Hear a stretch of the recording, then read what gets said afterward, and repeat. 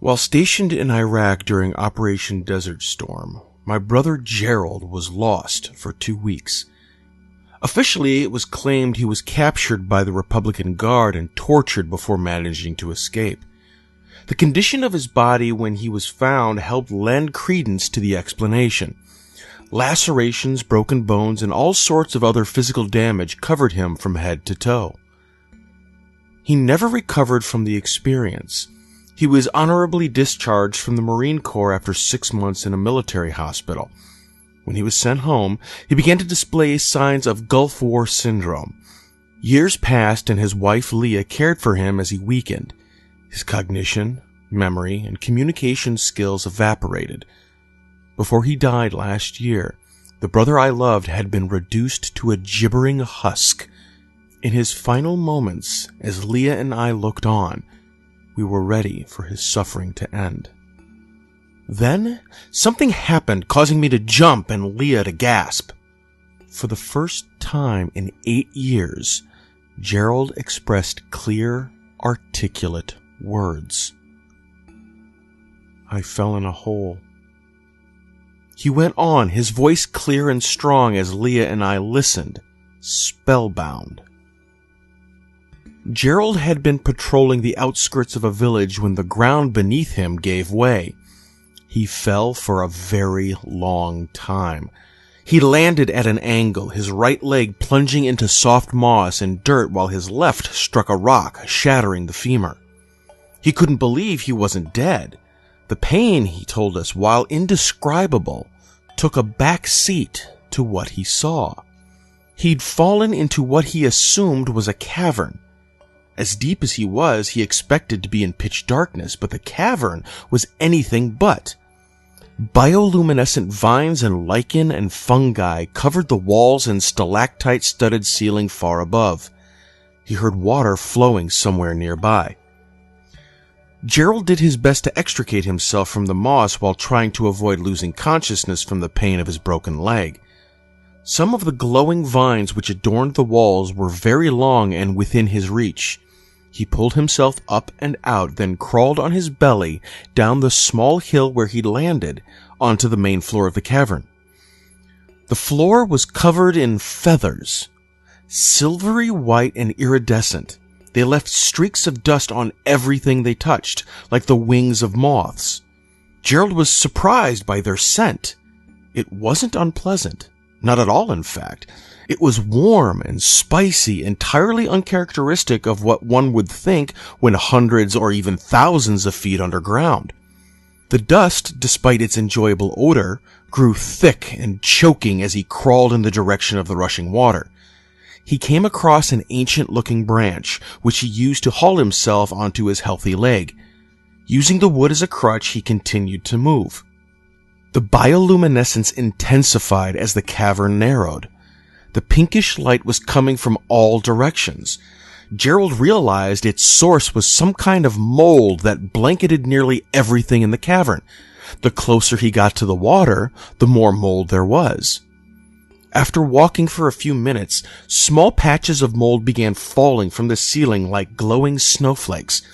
The surreality of the cavern, the mold, and the feathers instilled a feeling of awe in Gerald, which clashed uncomfortably with the overwhelming pain in his leg and the fear that he'd never find his way out. Not long after, he reached the river. It was slow and shallow but quite wide, stretching easily a quarter mile across. Mold flakes floated in thick clumps on its surface. No feathers, though. Whatever the river's source was, the feathers were from elsewhere. He followed the river for a while. Despite the coolness of the water nearby, the cavern grew warmer. Narrower, too. The wide, tranquil river narrowed into frothing pink rapids. Gerald worried the bank would give way and he'd be plunged into the rushing water. It did. He was. For countless minutes, Gerald was carried by the current and tossed into rocks, further damaging his leg and carving lacerations all over his body. As he struggled, he glimpsed tunnels on either side of him, some too narrow for a man to crawl through, some wide enough to fit a parade of elephants. Many of the whiter ones were choked with feathers, which joined him in the glowing mold clots in the turbid water. A roar filled the air, echoing off the stone walls and ceiling and drowning out the sound of the river. Before he knew what was happening, Gerald was airborne. As he tumbled through the air, he saw the waterfall he had fallen from. He slammed into the water below and lost consciousness. Gerald regained his senses sometime later on the bank of a wide lake. He was on his back with his broken leg twisted underneath him. Screaming in agony, he didn't notice the movement nearby. Not until it was on top of him. Something wrapped around his ankle and hauled him into the air. The lake below him shrank as he was pulled ever higher over a ledge and stuffed upside down into a crevice in the ceiling. At this point, as he told the story, Gerald began to cry. Leah held his head against her chest and did her best to console him, but his sobs were unrelenting. Gasping for breath and leaking tears, he continued to choke out words. The view below him was no longer one of water and feathers and bioluminescent mold. The view was now one of horror and depravity. Piles of mutilated bodies lay in writhing heaps on the floor. Some were dead, but most appeared alive. Their open mouths produced no screams, but agony was obvious in their expressions. Their wounds gaped and wept. The majority of the damage was to their backs, but many chests and bellies had been flayed and left to leak their contents onto the flailing victims trapped underneath them. Gerald did his best to take it all in and think rationally. Craning his head and neck to look over his shoulder, he saw something massive in the distance. Something alive and moving in strange circular patterns around a stationary central point. There was less light in this part of the cavern than where he had initially fallen. There was no bioluminescent mold covering the walls and ceiling. Even if there was, it would have been coated with blood and gore. No, the only light around him was from fire. Innumerable torches stood inside holes bored into the stone floors and walls and ceilings. Flames gouted and flowed within their osseous confines, illuminating the killing floor of violence and torment which stretched all the way to the Leviathan far behind him. The rock in which Gerald's leg was stuffed cracked. Gerald began to fall headfirst toward the pile of bodies 100 feet below. He knew this was the one fall he wouldn't be able to survive. As he imagined his spine splintering as his head struck the head or face of someone below, his ankle was grabbed again. The force of the grab combined with the velocity of his fall snapped his pelvis. The pain was immediate and unendurable. Gerald saw dark stars blooming in his vision. His conscience waned. He traveled in a gray fog toward the colossus he'd glimpsed while trapped. Part of him was aware of the thing which held his ankle. It was thin and tentacular, a living vine, or organic cord, or serpentine whip, something he couldn't understand. He was dropped at the floor in front of the huge creature. Whatever it was, it didn't have his attention. The fog of his semi-consciousness was burnt away by the sight of an incredibly bright white light. It was light unlike anything he'd ever seen. The radiance should have been blinding, but it caused no pain at all. It didn't etch auras into his retinas like when he'd glimpsed at the sun, despite being thousands of times brighter. It didn't travel either. It was confined to one particular area. It produced no blazing heat nor discomfort whatsoever, only calming warmth. He felt overwhelming serenity as he locked his eyes on the man-sized light source. The serene calm was punctured as tens of the organic tendrils erupted from somewhere above and raped their way into the brilliance. Gerald experienced a sense of hideous, disembodied violation, as if he were watching the assault of a loved one while feeling every moment of their pain and indignity with his own body.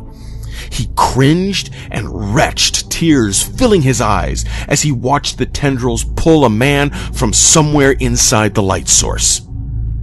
The spicy, warm smell from earlier in the day filled Gerald's nostrils. The man from the light struggled against the grasp of the tendrils, his nude, muscular body completely helpless against their strength. As the man was pulled into the room with Gerald and the tendrils, Gerald gasped. The man's back was home to a pair of enormous wings. They flapped and sent violent currents of wind across the floor, blowing dust in all directions. While the man struggled, more tendrils came down from the ceiling. With practiced meticulousness, they uprooted the appendages from the man's back. The sound of a heavy shrubbery being torn from the ground filled the air. The man's face contorted into a shriek of abject, torturous agony, but he made no sound. The only sound was the nauseating tearing as the man was disfigured. Feathers broke from the wings and floated to the ground. With one final tug, the wings were separated from his body. Their stumps leaked dark blood, which puddled on the dirt floor, contrasting obscenely against the magnificence of the white light just feet away. The man stopped struggling against the tendrils. He slumped, his muscles relaxed, and stared at the ground in front of him. A series of much thinner tendrils descended and plucked all the feathers from the wings and shuttled them away, leaving the bleeding amputations in the dirt. Another tendril whipped downward at blinding speed, striking the man's abdomen and splitting the flesh. His intestines bulged from the wound, and the tendrils holding him pulled him through the air toward the countless other bodies it had been perched above moments before. Leah and I watched Gerald with horrified amazement as he recalled these events. We had no idea if he was telling the truth, or if it was all just a manifestation of the illness which was about to take him from us. The three of us wept while Gerald looked around, as if trying to determine whether or not we believed him. I felt like I needed to say something, so I asked, "What happened next? How did you get out?" Leah nodded, encouraging him to go on. Gerald's voice dropped to a whisper. Disoriented and in immense pain, Gerald tried to look around. The room was too big. He couldn't get a good idea of what he was seeing or where he was, but he knew he was right in front of the creature he'd seen. He tried to struggle to his feet, but the injury to his hip and leg was too great. The fractured bones ground against one another, and he screamed so hard he felt his lungs might burst. He was grabbed again, this time by his shoulders.